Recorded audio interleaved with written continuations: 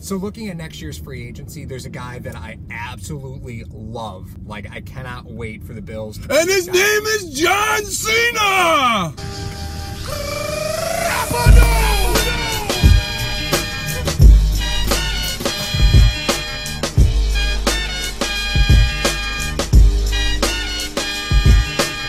Your time is up, my time is now. You can't see me, my time is now.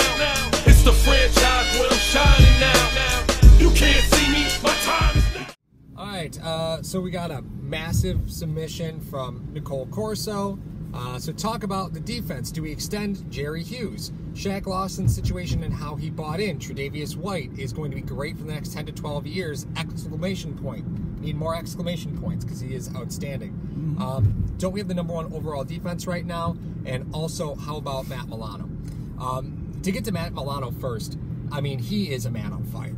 Like, he's playing with a real high football IQ. He's seeing everything. Not only that, but I think people underestimate just how strong he is, because he stacks and sheds when he gets into that line so well. Like, he's not afraid to go in there and get hands on a guard, stack and shed, and go get that running back. He does a great job with that. He's a really strong dude. Where did Kuechly come from? I don't remember. Was he Boston College? Yeah. Where did Milano come from? Stanford? No. Harrison Phillips came from Stanford. He came from BC? Boston College? No. You're looking at me like I should know this. I don't know. I'm just putting it out there. Listen, dude, he was drafted in the 5th round. I don't go that deep with my draft coverage. I'm just dangling that worm on a hook. Everyone likes to think that Edmonds is the Kuechly replacement. I mean, Milano has to play great because Edmonds is still a work in progress. I'm not saying Milano is Kuechly. Just putting it out there. I like dropping bombs like that. He shares some of the similar tendencies though. Milano, and I made this on a point on a previous episode, the fact that Milano was sitting behind Humber, had to eat at him. So this guy worked and grinded and got on the field finally and then said, listen, I'm not going back to the bench. I'm going to play. Yep. And I don't know. I'm just putting this out there. I'm not being a hater. Do you think that he's playing so well because people are concerned about the players around him, so he's able to roam free? Or do you think that this guy is playing in the most perfect defense tailored to his strengths? Yeah, no, they picked this one great. But again, okay. You know, Whaley's pro personnel department they don't have a problem finding linebackers. So I don't know if this was a McDermott pick or if this was a Whaley suggestion. We'll honestly never know. I still think he had to draft him, even though if it was the Sure. pro personnel department, he still had to pull the trigger on the guy if Absolutely. he liked him. And I mean, I like Well, Milano. they doubled Milano's all over down, the but they place. doubled down in that draft because they drafted Tanner Vallejo as well. So they were looking for a weak side linebacker. Yep. And Milano could play middle. Truthfully, he could. He's got the football IQ to play middle, and he has played middle this season. A little bit. So, you know, there are packages out there where they'll drop Edmonds down to weak side, and they'll slide Milano to the middle.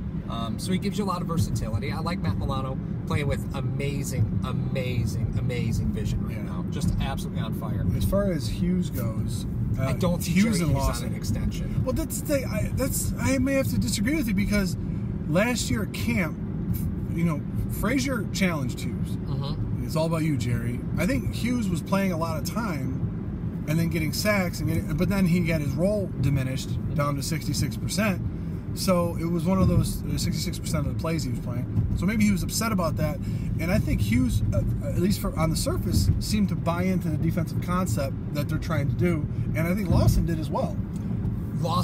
Something clicked for Lawson this year. I don't know what it was, but something is different for him this year than it has been in previous years. And they were talking about Lawson in the offseason, about his buy-in. That was the first guy that Bean ever quoted in an interview saying, well, you know, we have to, you know, I don't know, I'm paraphrasing here. He used to talk about the commitment of Lawson. Will he be committed to the process?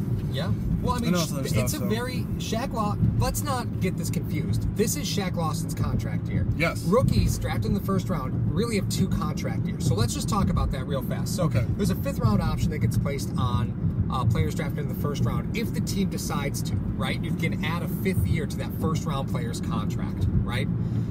So, when you draft a player in the 5th round, when can you put that 5th-year option? Or I'm sorry, when you draft a player in the 1st round, when can you put that 5th-year option on them? Well, it has to be placed at the start of before the start of the 4th season. Correct. So after 3 years that he's played, in that offseason, you have to determine whether or not you're going to place a 5th-year option on him, which you can decline after that. You don't have to sign him. Right. You're just putting it on him, which is why I don't understand why teams don't do that more often. Yeah, like the Bills declined Sammy Watkins' 5th-year option, so he knew he was playing on a contract year. But the thing about the 5th-year option is that it's guaranteed against injury, which I think is why the Bills didn't take it, right? They didn't take the 5th-year option on Watkins because what were going to be the odds that he was going to be injured, and then they were going to have to pay him all this money, and he wasn't going to play.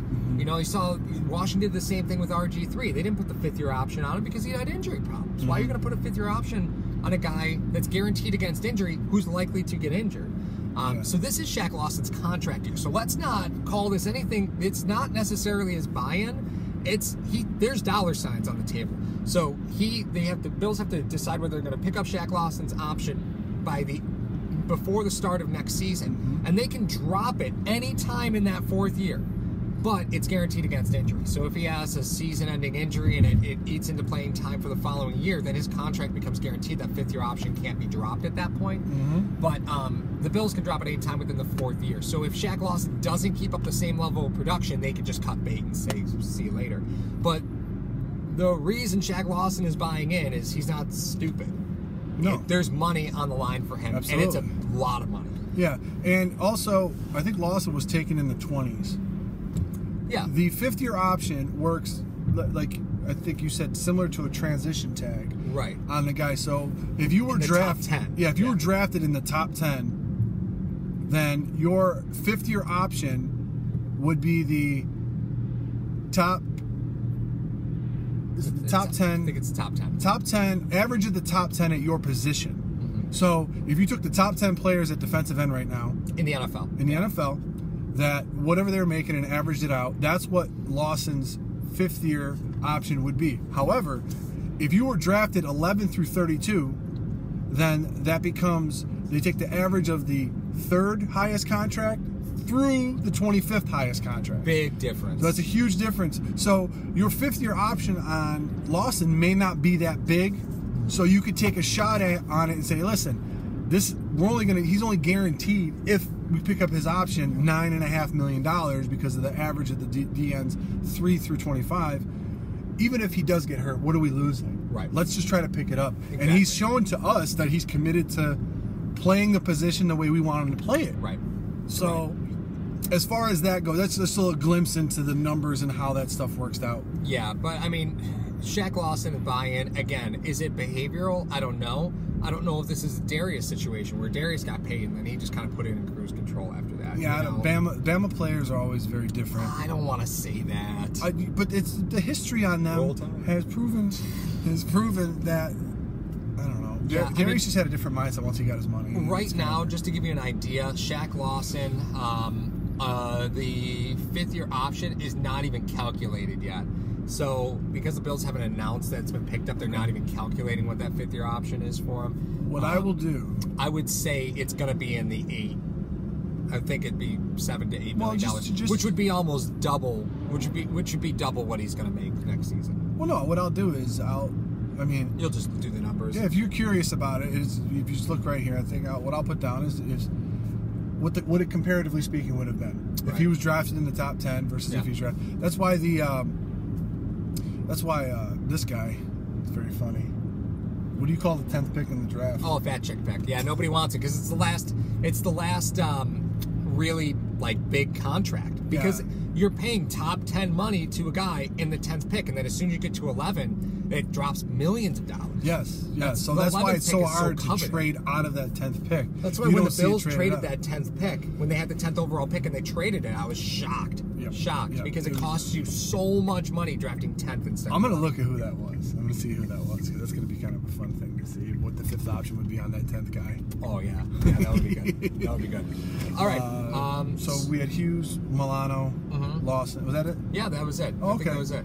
So hopefully we broke it down a little bit for you. maybe. I know we went a little number crazy there, but oh, Trey White. We forgot about Trey White. He'll be here. Yeah, Trey's gonna be fun. If anything, if I know you said he likes to cycle guys in and out as far as the cornerback position goes.